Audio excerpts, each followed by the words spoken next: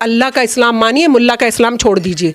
मुसलमान जिस दिन अल्लाह का इस्लाम फॉलो करने लगेगा पुख्ता तरीके से, उसी दिन सब बदलाव आ जाएगा। आप कौन है मुझे बताने वाले कि मैं जहन्नम में जाऊंगी कि जन्नत में जाऊंगी? आपका तो खुद का पता नहीं है मुल्लाओं का कि जहन्नम में जाएंगे कि जन्नत में जाएंगे। क्योंकि हम कीमती सामान है इसलिए ढक के रखना चाहिए। व्हाट द हेल, मैं सामान नहीं हूँ, मैं सम्मान हूँ देश का और दुनिया का। कुरान में ये नकाब वकाब एंड ऑल का जिक्र ही नहीं है। मैम, जिस तरह से आपने देखा जो ये पूरा का पूरा हिजाब वाला मामला है, अब पाकिस्तान भी कूद पड़ा है कि भारत में अल्पसंख्यक सुरक्षित नहीं। राजवीर भाई, पहली बात तो पाकिस्तान को कोई लेना देना नहीं होना चाहिए, वहाँ अपने अल्पसंख्यकों की चिंता करनी चाहिए। उन्होंने हमारे अल्पसंख्यकों के साथ क्या किया है? कितने परसेंट थे, कितने परसेंट रह गए? छोटी छोटी मुस्लिम लड़कियों को आप क्या कहते हैं, वहाँ तो मुस्लिम बच्चियों का तो शोषण करते ही हैं, लेकिन एक हिंदू बहन सुरक्षित है वहाँ पर? मैं पूछ रही हूँ आपके माध्यम से पाकिस्तान से कि मुझे बताइए कि हिंदू बहनें जो छोटी बच्चियाँ थीं, बड़े बड़े 60-70 साल के आदमियों से आपने उनकी शादी करा के इस्लाम धर्म कबूल करवाया, क्यों? ये है आपके अल्पसंख्यक के विचार, और अब भारत को आप बीच में बात करने आ जाते हैं। मैं कह रही हूँ गेट आउट, आपको कोई लेना देना नहीं है। मेरे देश का जो भी कानून कहता है उसको मुस्लिम फॉलो करेगा। और दूसरी बात, कोई विवाद भी होगा ना, हम निपटा लेंगे अपने आप। भारत में सब सशक्त हैं, सब खुद निपटा सकते हैं। प्रधानमंत्री से मैं अपनी बात खुद कह सकती हूँ, मुझे बीच में मीडिएटर पाकिस्तान की ज़रूरत नहीं है, इसलिए वो अपनी हद में रहे, औकात में रहे। शबनम जी, एक बात और निकल के आ रही, ओवैसी साहब भी समय मैदान में है कि देखिए किस तरह से मुस्कान का आपने वीडियो देखा होगा। राजनीति राजवीर भाई, आप ये सोचिए मुद्दा क्या था? मुद्दा था स्कूल प्रशासन का और 2-4 बहन बेटियों का जो कह रही थी हमें हिजाब में आने दिया जाए। स्कूल प्रशासन ने कहा नहीं, हमारी गाइडलाइन ये नहीं कहती हैं। अगर सब लोग मिलके बैठ के विचार करते, हो सकता है हिजाब में आने दिया जाता, हो सकता है कि लड़कियां ही मान जाती, हो सकता था ना। लेकिन वहाँ बात नहीं हुई। वहाँ पर कुछ लोग भगवा लेकर आ गए झंडा कि जय श्री राम, फिर उसने कहा अल्लाह अकबर, इसको पूरा पॉलिटिकल रंग दे दिया गया। मैं बोल रही हूँ कि जो भगवा झंडा लेकर आए, क्या वो हिंदू भाइयों को बदनाम नहीं कर रहे हैं? मैंने तो कभी पूरे देश में नहीं देखा कोई हिंदू भाई मुस्लिम बहनों को टॉर्चर करता हो या मुसलमानों पे अत्याचार करता हो। गर्व से रहता है यहाँ पर मुसलमान। लेकिन तो लगता है ना कि मुस्लिम बड़ा प्रताड़ित है मैम। नहीं, मुस्लिम प्रताड़ित है तो राजनीतिक लगता है ना, मुस्लिम प्रताड़ित नहीं है। आज पूरे देश में आप प्रदर्शन कर रहे हैं हिजाब को लेके, आप कह रहे हैं प्रताड़ित हैं? क्या बात कर रहे हैं आप? पॉलिटिकल रंग दे दिया आप लोगों ने, आप कह रहे हैं कि प्रताड़ित है मुसलमान। मुसलमान ना कभी प्रताड़ित था, ना कभी है, और ना कभी कोई मुसलमान को प्रताड़ित कर सकता। मुसलमान किसी को प्रताड़ित कर दे तो हो सकता है प्रताड़ित कर दे, पर मुस्लिम कभी प्रताड़ित होने वाला नहीं है। मैं बोल रही हूँ बच्चियों को, हम सबका मोटिव क्या है, सारी पॉलिटिकल पार्टीज का मोटिव क्या है भाई? अच्छी शिक्षा होनी चाहिए। अच्छी शिक्षा ना, तो अच्छी शिक्षा के लिए आपको अच्छे से बैठ के बात करनी पड़ेगी ना। ये क्या हिजाब क्या बैन लगा है क्या देश में? बहुत सारी मुस्लिम कंट्रीज में तो बैन भी है, जी। बहुत सारी बाहरी कंट्रीज में तो बैन है, बिल्कुल हिजाब नहीं लगा सकते हैं आप। लेकिन सार्वजनिक स्थल पर भी नहीं लगा सकते हैं आप। हमारा देश तो ऐसा है जो मुसलमान ऐसे प्राउड से खड़ा रहता है हर वक्त। देखते हैं आप कौन से मुसलमान को एक भी अत्याचार बताइए मुझे गिनकर जरा। यही देश है जहां मुसलमान अल्पसंख्यक होकर भी बहुसंख्यक डरता है और अल्पसंख्यक टॉर में चलता है। लेकिन प्रियंका गांधी मैदान में है मैम, देख रहे हैं, कह रहे हैं कि बच्चियां हैं चाहे हिजाब पहन। भाई, मैं प्रियंका दीदी के लिए बस इतनी बात कहूँगी, मेरी बड़ी बहन है और बड़े घराने से आती हैं, पॉलिटिशियन भी हैं, बहुत सम्मान करती हूँ मैं उनका। लेकिन मैं उनसे बोल रही हूँ कि बिकनी भी पहनकर, क्या कभी बिकनी पहनकर वो खुद ही स्कूल गई हैं? कोई भी राजनीतिक जो दल हैं जो कूद कूद के हिजाब के पक्ष में आ रहे हैं, मैं बोल रही हूँ क्या ये सब लोग कच्छा बनियान पहन कर गए स्कूल? आप पूछ लीजिएगा, कभी मिल जाएं। और ये ओवैसी भाई, वो शेरनी है, वो भगवा वाले को शेर बताएंगे, ये हिजाब वाली को शेर नहीं बताएंगे। फिर एक दिन दोनों को टिकट मिल जाएगा, सब फिर क्या होगा? फिर तो मुद्दा खुल जाएगा ना कि पॉलिटिक्स थी। फिर तो मुद्दा खुल जाएगा ना कि हिजाब वाली भी पॉलिटिक्स कर रही थी और भगवा वाले भी पॉलिटिक्स कर रहे थे। मतलब राजनीतिकरण में बच्चों को मत फंसाइए प्लीज़। लेकिन मैम, आज की अगर बात करें, अलीगढ़ की एक सपा की एक नेता हैं, वो मुस्लिम महिला हैं, वो कहती हैं कि अगर हिजाब में किसी ने हाथ लगाया तो हम उसके हाथ काट देंगे। इस बयान को आप कैसे देखते हैं? ये बयान बड़ा वायरल हो रहा है। नहीं, अभी तक जो हिजाब वालियों को घर में टॉर्चर करते थे, कितने के जाके हाथ काट के आई हैं?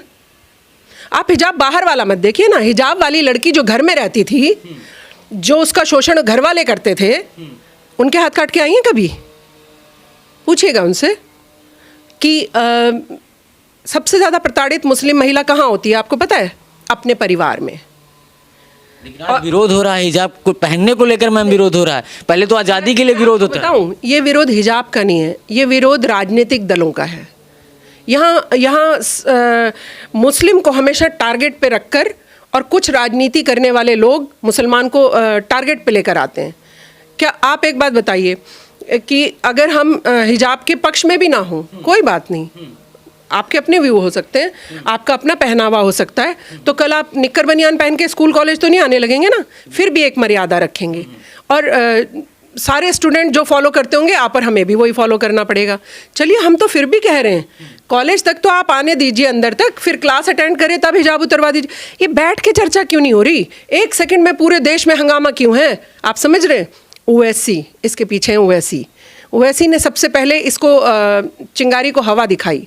हाँ, एक तरफ वो भगवा वाले भाई जो मुझे नहीं पता किस पार्टी से थे या किस दल से थे, लेकिन ये राजनीतिक तूल क्यों दिया गया? अभी बहुत दिन से आप और हम शांत थे, जब से ट्रिपल तलाक हमने बंद करवाया, लंबी लड़ाई लड़कर, तब से मुसलमानों पे भी कोई एलिगेशन नहीं था, थोड़ा शांत था माहौल, आप खुद देख रहे होंगे। लेकिन चुनाव कहाँ कहाँ हैं? 5 राज्यों में चुनाव भी हैं, ये भी याद रखना पड़ेगा आपको। मैम, आप भी एक अल्पसंख्यक समाज से, मैं एक चीज़ जानना आपसे चाहूँगा, पब्लिक भी जानना चाहेगी। हिजाब को लेकर जो पहले कहते थे कि हिजाब है कि अंदर से बॉडी से पसीना निकल रहा है, इसको बैन होना चाहिए, आज उसको लेकर बहस हो रही है कि इसको पहनना चाहिए, तो इसको कैसे देखते हैं आप? बहुत सारे देखें, फ्रांस की बात करें, ऑस्ट्रेलिया की बात करें, बहुत सारे ऐसे मुस्लिम कंट्रियाँ जहाँ पर हिजाब बैन है, लेकिन आज यहाँ पर हिजाब पहनने की जिद कैसे देखती हैं? राजवीर भाई, हमारे देश में ना हम स्वतंत्र हैं, हम कुछ भी पहन सकते हैं, हम कैसे भी बाहर आ जा सकते हैं। मेरे धर्म को आप हिट नहीं कर सकते, मैं जैसे भी उसको फॉलो करना चाहूँ। आपके धर्म को मैं हिट नहीं कर सकती हूँ, आप जैसे भी फॉलो करना चाहें। सम्मान है एक दूसरे के धर्मों का, प्यार करते हैं लोग एक दूसरे के धर्म से। यही तो भारतवर्ष है, यही तो है भारत की जो ताकत है। ये जो भारत को सबसे ज़्यादा ताकतवर कहा जाता है, किस लिए? कि इतने रंग रूप होकर भी, गुलदस्ता इतना बड़ा होकर भी, रंग बिरंगे फूल होकर भी एक हैं, सुगंध एक जैसी है, प्रेम प्यार एक जैसा है। यही तो है हमारा भारत। लेकिन आप कह रहे हैं कि मैं बोल रही हूँ कि हिजाब मुद्दा ही नहीं है। अफगानिस्तान की लड़कियों को, बहन बेटियों को आपने देखा होगा, वो जान बचा रही है, मेरा हिजाब हटाओ, मेरा हिजाब हटाओ, मैं पढ़ना चाहती हूँ। यहाँ कौन उकसा रहा है उनको? मैं हमेशा कहती हूँ, जो प्रदर्शन करने निकल आए, उनके पीछे, एक दीवार के पीछे जो लोग काम कर रहे होते हैं, उन पे अंकुश लगाने की ज़रूरत है। और ना सरकार को डरना चाहिए, विपक्ष को भी साथ आके खड़ा होना चाहिए। मेन मुद्दा हर पार्टी का बहन को पढ़ाना होना चाहिए, बेटी को पढ़ाना होना चाहिए, देश की मुख्यधारा से जोड़ना होना चाहिए, ना कि इन मुद्दों में फंसा कर। अब आप एक बात बताइए, कोर्ट पे भी आप विश्वास नहीं कर रहे हैं? आपको लग रहा है नहीं कोर्ट ने ऐसे, देखिए अभी कोर्ट ने कहा कि इतने दिन तक आप नहीं लगाएंगे, हाँ, ये स्कूल बंद भी कर दिया, तो भी आपको कोर्ट पे भी बिलीव नहीं है। मैं उन मुस्लिम बहनों से कह रही हूँ, आपको यकीन करना पड़ेगा अपने देश के कानून पर। हमारे देश का कानून ही सर्वप्रथम सर्वोपरि है, संविधान है हमारे हाथ में। हम भी लड़ेंगे अगर कुछ गलत होगा तो, लेकिन इसको मुद्दा बनाकर पूरे देश में इस तरह से प्रदर्शन करना, अपनी क्या है, पॉलिटिकल जो लोग हैं वो तो मुसलमानों को बाहर निकाल के अपने वोट बटोर लेंगे। आगे सफ़र कौन करेगा? मुस्लिम वर्ग, जो सब लोगों की नज़रों से गिरा दिया जाएगा कि देखिए ये तो ज़रा से हिजाब के लिए पूरी सड़कें घेर ली, देखिए अभी शाहीन बाग पे भी घेरी थी। तो आप समझ रहे हैं, ये सब जो काम करते हैं ना, ये सब मुसलमानों को नीचे डाउन करने के लिए करते हैं। मुसलमान को आज अवेयर होना पड़ेगा, जागरूक होना पड़ेगा कि हमारा कोई इस्तेमाल ना कर ले। हिजाब ऐसा मुद्दा नहीं है कि हम लोग गली गली और कूचा कूचा घूम जाएं। ये सब लोग हमें राजनीति में फंसाते हैं, ये सब लोग हमारे साथ राजनीति खेल के, और हमें हम आज तक पढ़े लिखे नहीं हैं, हमें दलितों से भी पिछड़ा, मैं नहीं बता रही हूँ, सच्चर कमेटी की रिपोर्ट कहती है आप दलितों से भी पिछड़े हैं। मुस्लिम को जो सच्चर कमेटी की रिपोर्ट आई उसने कहा कि आप दलितों से भी पिछड़े हुए हैं। मैं 60 साल 70 साल 72 साल बाद भी दलितों से भी पिछड़ी हुई हूँ, मैं पढ़ भी नहीं पाई हूँ। तो आपको सोचना पड़ेगा कि क्या हम राजनीति में फंस के इन्हीं चक्रव्यूह में लगे रहेंगे, या हम इन सबको पीछे करके कहेंगे नहीं हमें पढ़ना है, हम जाने, स्कूल प्रशासन जाने। उन बेटियों को खड़े होना चाहिए, कहना चाहिए स्कूल प्रशासन और हम बात कर लेंगे, हमारे माता पिता बात कर लेंगे। प्लीज़, कोई 1 लाख रुपए लेके पहुंच गया फौरन, कोई शेरनी बता के कुछ और करने लग गया। क्या करते हैं आप लोग? और टारगेट पे कौन रहेगा पूरे देश में, आप मुझे बताइए। इस विवाद से ये जो धरना प्रदर्शन होगा वो किसने किया की बात नहीं है, कौन पीछे से करवा रहा है की बात है। उस धरना प्रदर्शन को देखने के बाद हिंदू भाइयों के मन में तो ये आएगा, देखो देखो हिजाब के मारे मुसलमान सड़कों पे आ गए, मुसलमान बहुत उग्र होते हैं, मुसलमान ये छवि बना देते ना आप मुसलमान की। गलत है ये। आप मुसलमानों को जोड़ने का काम करिए, आप मुसलमानों को देश की मुख्य धारा से जोड़ने का काम करिए। सारे पॉलिटिशियन का यही धर्म भी बनता है। अपनी राजनीति के लिए मुसलमान को छोड़ दीजिए प्लीज़। मैम एक सवाल लास्ट और आखिरी, योगी आदित्यनाथ जी कहते हैं कि देश संविधान से चलेगा ना कि शरियत से, कैसे देखते हैं इस बयान को आप? नहीं, हम कहते हैं कि कुरान शरीफ में जो लिखा है उसको कोई बदल नहीं रहा है।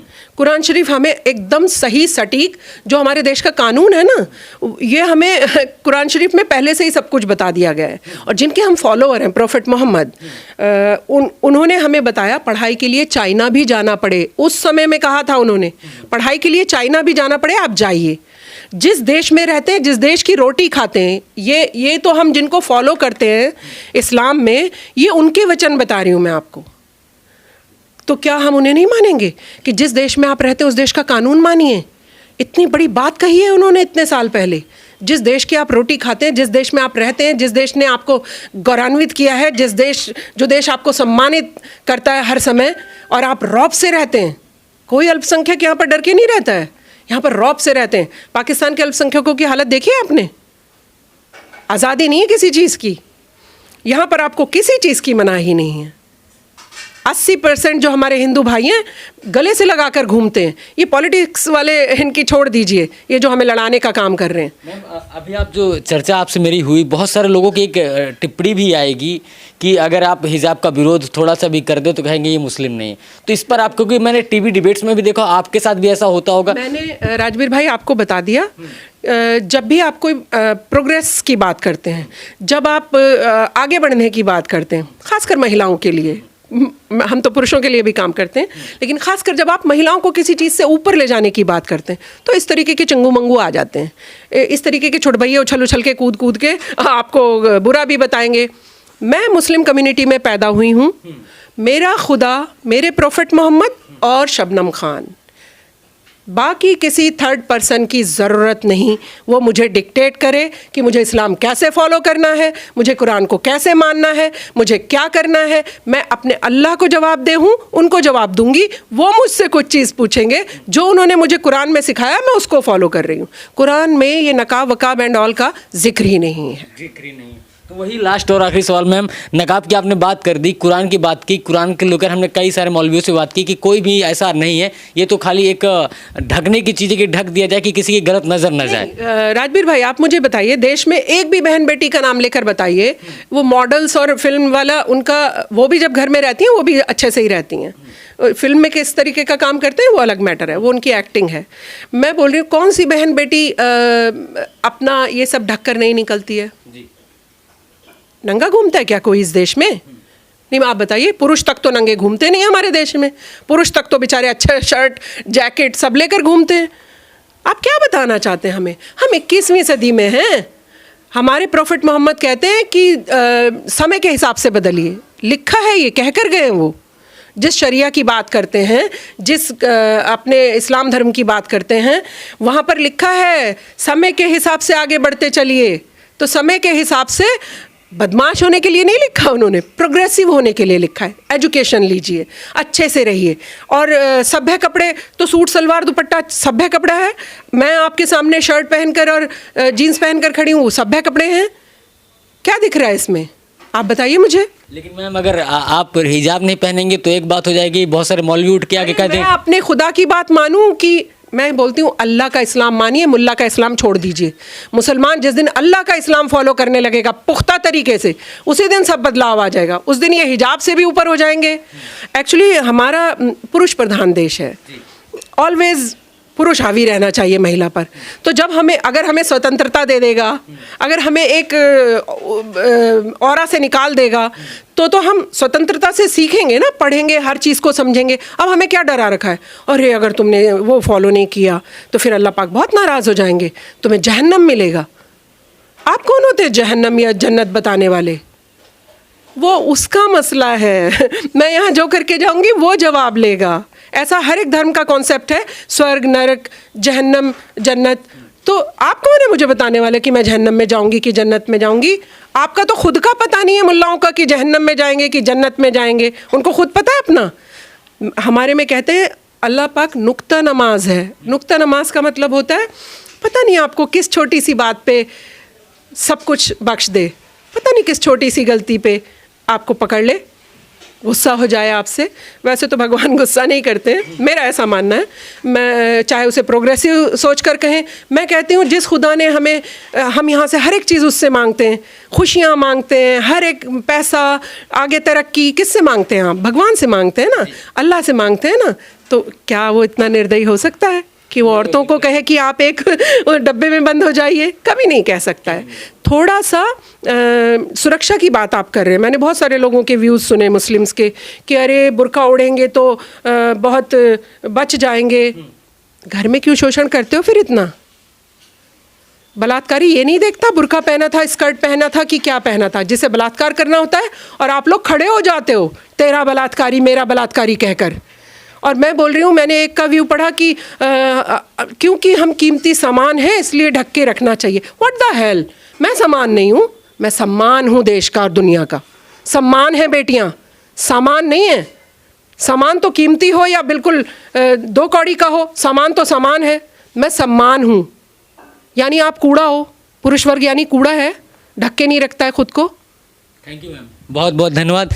तो ये थी हमारे साथ शबनम खान। आपने देखा होगा राजनीतिक विश्लेषक भी हैं, सामाजिक कार्यकर्ता भी हैं, और आपने हमारे कई सारी पहले वीडियोस में भी देखा होगा। बहरहाल जिस तरह से उत्तर प्रदेश की राजनीति है और हिजाब का मुद्दा इस समय अहम हो चुका है, और हिजाब के मुद्दे को लेकर अगर हम चाहें, जिस तरह से पूरा के पूरे देश में एक विवाद छिड़ गया है, अब इसमें आगे क्या होता है, बने रहिएगा द न्यूज़पेपर के साथ। मैं हूँ राजबीर शाह। जय हिंद।